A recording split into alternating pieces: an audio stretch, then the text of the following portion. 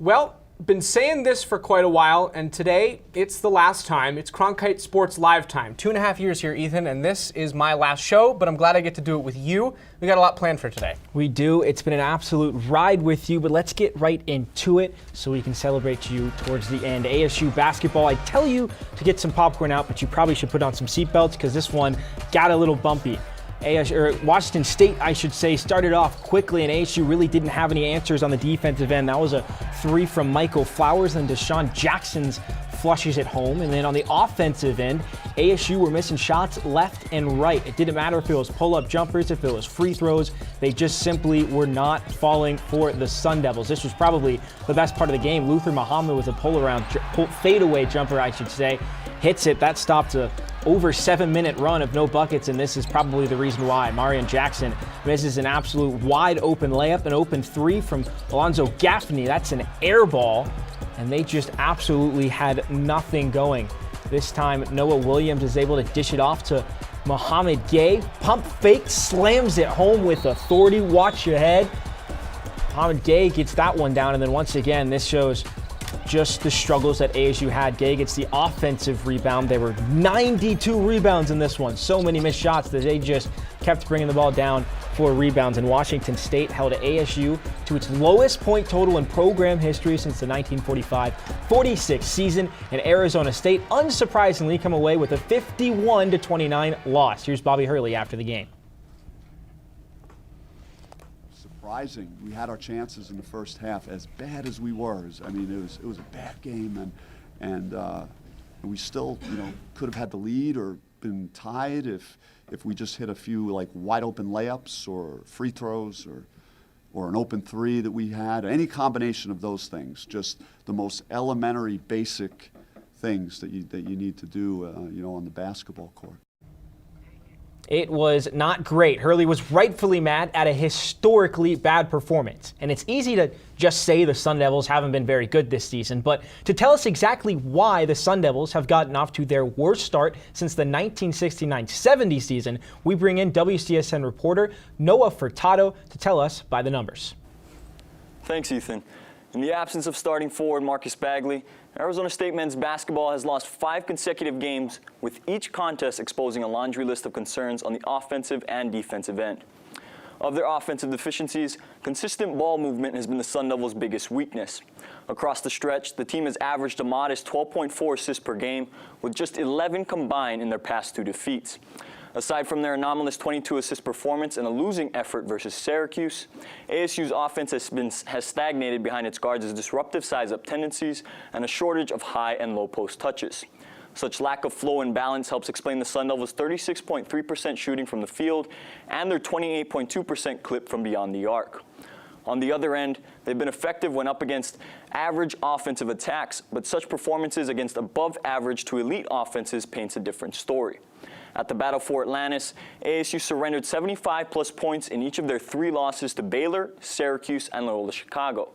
Baylor's ball screens, Syracuse's backcourt size, and Loyola Chicago's chemistry were among the reasons why ASU was overwhelmed in Nassau. By tournament's end, a 48-40 shooting split by the opposition sent head coach Bobby Hurley and company back to Tempe empty-handed. Moving forward, Arizona State will encounter no shortage of tough competition as they take on Oregon, Grand Canyon, Creighton, and San Francisco in the coming weeks. Back to you guys at the desk.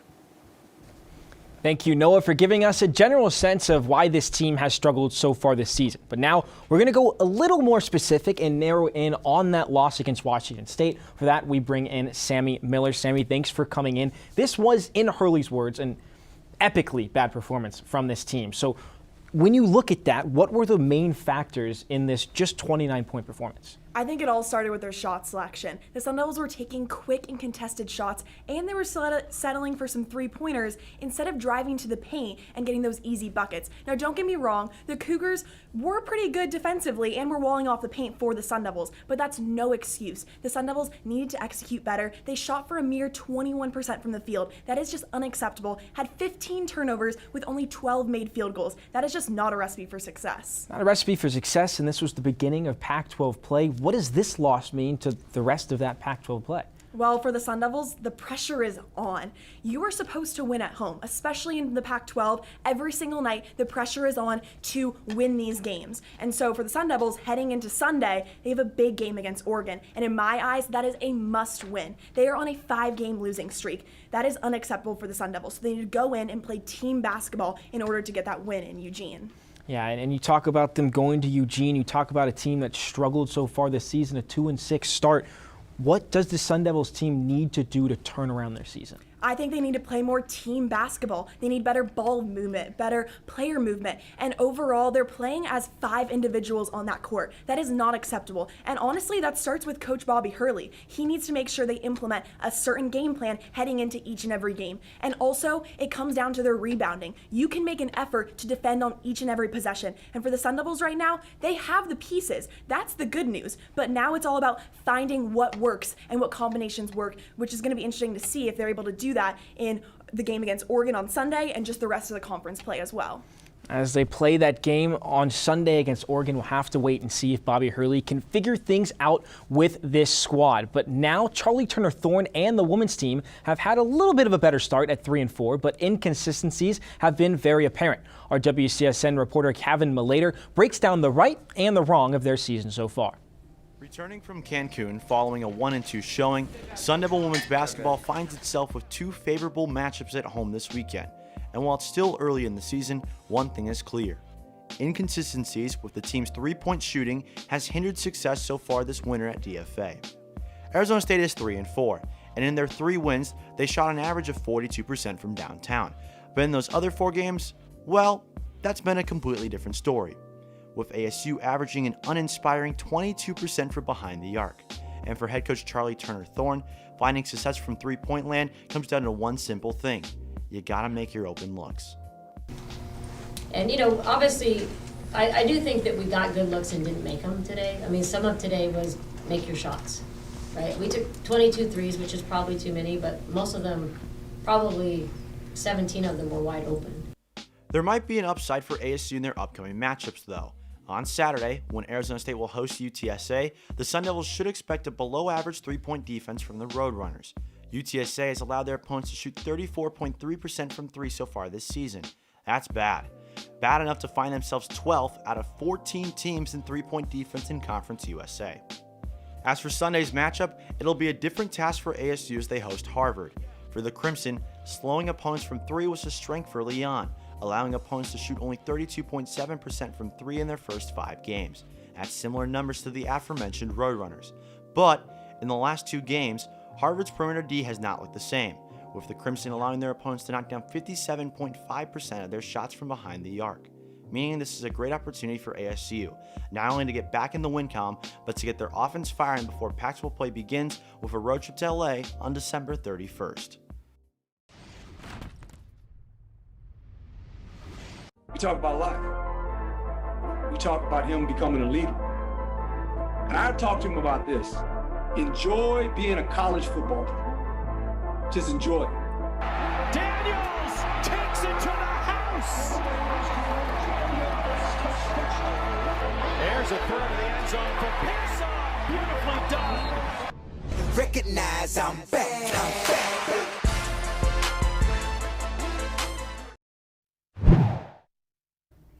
There you saw it right there. Jaden Daniels, ASU's junior quarterback, 3rd-year starter, set to return for a 4th season in Tempe.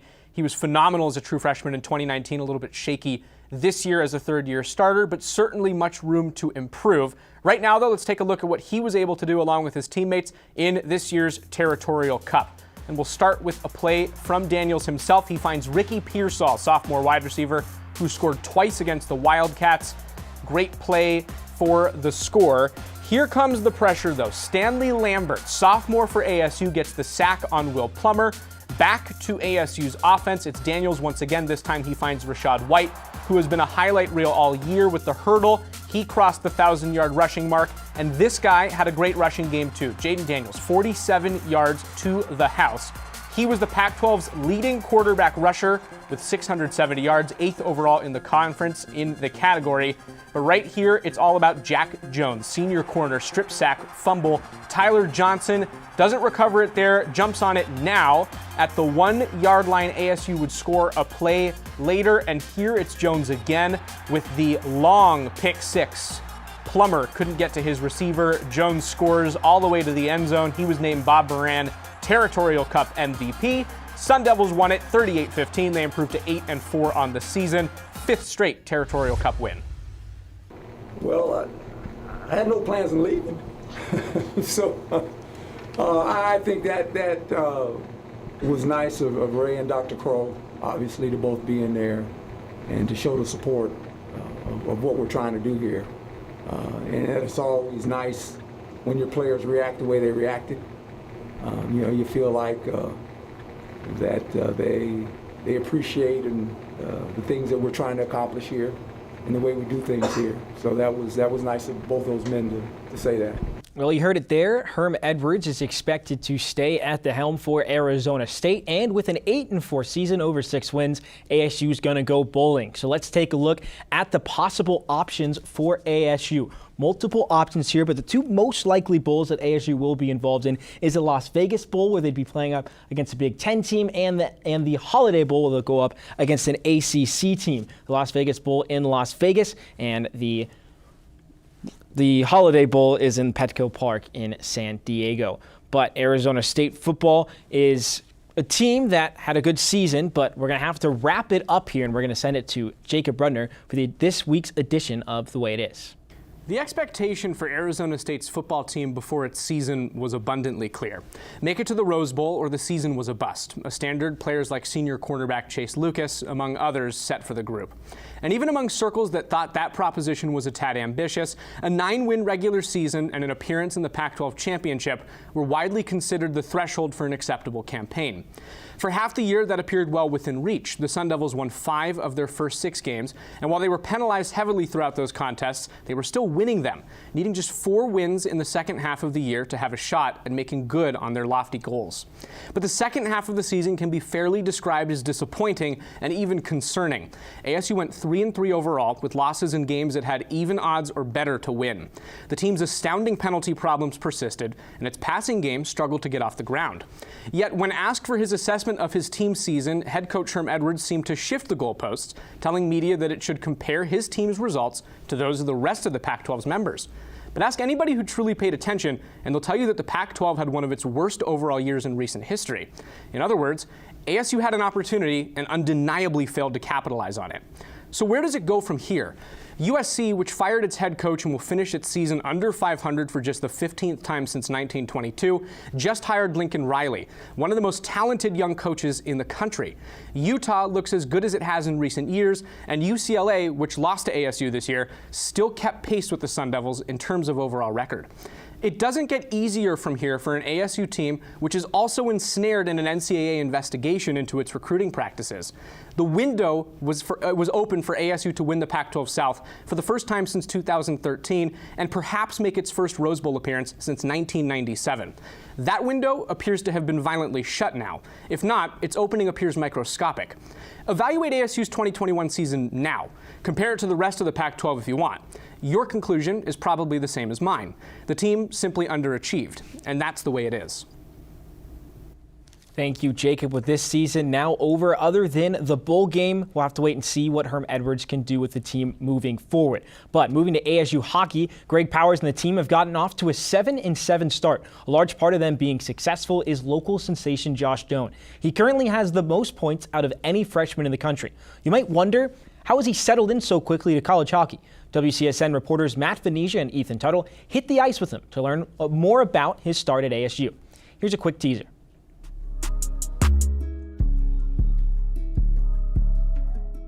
All right, Josh, you've had a lot of success so far this year, as we just talked about. When you're coming down the lane on a rush, what's your go-to move? Yeah, I think personally for me, I like to kind of threaten into the middle and push outside and try to get a shot off from wide. If it doesn't go in, hopefully create a rebound for my wingers coming down the other side. All right, Josh, well, let's take a look at it here.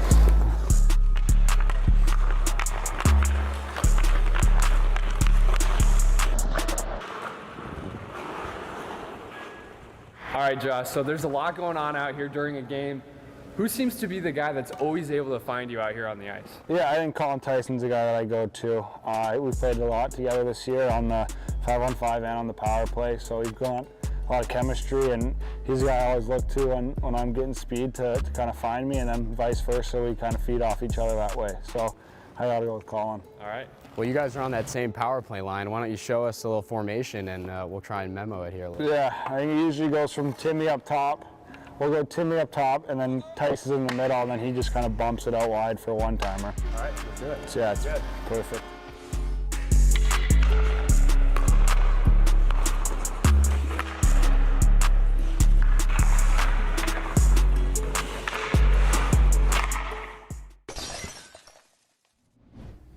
Great content from Matt and Ethan there. Make sure to check out the whole thing on our YouTube and Twitter. ASU hockey take on Denver at home in a 2-game series that starts tonight.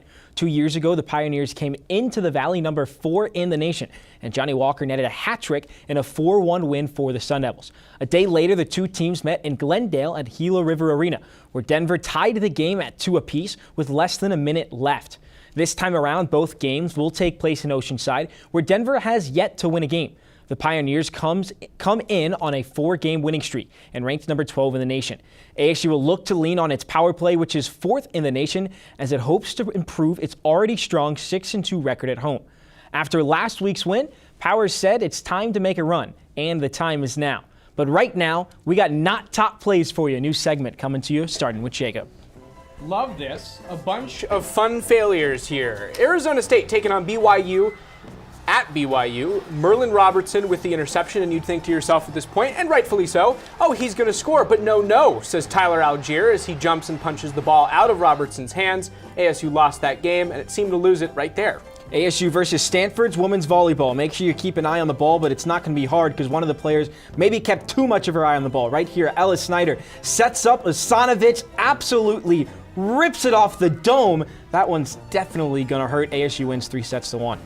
Number 2, ASU figures out a creative way to lose this one. Try a 3/4 court heave for the win. UC Riverside with an absolute miracle shot. Here, we'll give you another look. Marcus Bagley tries to go for a steal. Probably not the right move there. Riverside sinks the bucket. Kamani Lawrence maybe going for the goaltend there.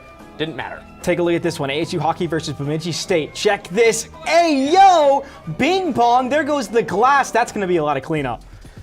And now it's time for top plays. These are the good ones. We'll start with number 3, ASU basketball playing in the Bahamas. It's DJ Horn with a beautiful dish to 5-star freshman Enoch Boache. Sun Devils still lost that game. Nice dunk there, though. Let's go back to ASU versus Bemidji State. This time, Ben Cross is on the good side of things. We're going to have to rewind that and make it slow motion to be able to see what happened. Cross reaches out the stick goes flying, the puck goes flying the other way. Stays out of the net. ASU still ends up losing 4-3 to Bemidji State. Number 1 play, it is Jack Jones once again. That long pick 6 for Jones in the Territorial Cup. He took this one all the way to the house, and as I said earlier, launches the ball all the way into the stands. Sun Devils won that one 38-15. Well, that was a special play, and it's been a special time, Jacob, to have you throughout the years at WCSN. I know I myself have learned tons of stuff from you throughout this time as a broadcaster and really just as a journalist in general. So we would like to thank you and say goodbye with some pretty good-looking pictures, I might say. Well, folks, I appreciate the pictures, but I appreciate one thing more, and that is everybody's time over the last 2.5 years. Thank you for those of you who tuned into the show, but more so, thank you to the people in the studio who make it look so good. So for Ethan Ryder, I'm Jacob Rudner, and for the last time, thank you for watching Cronkite Sports Live. We'll see you next time.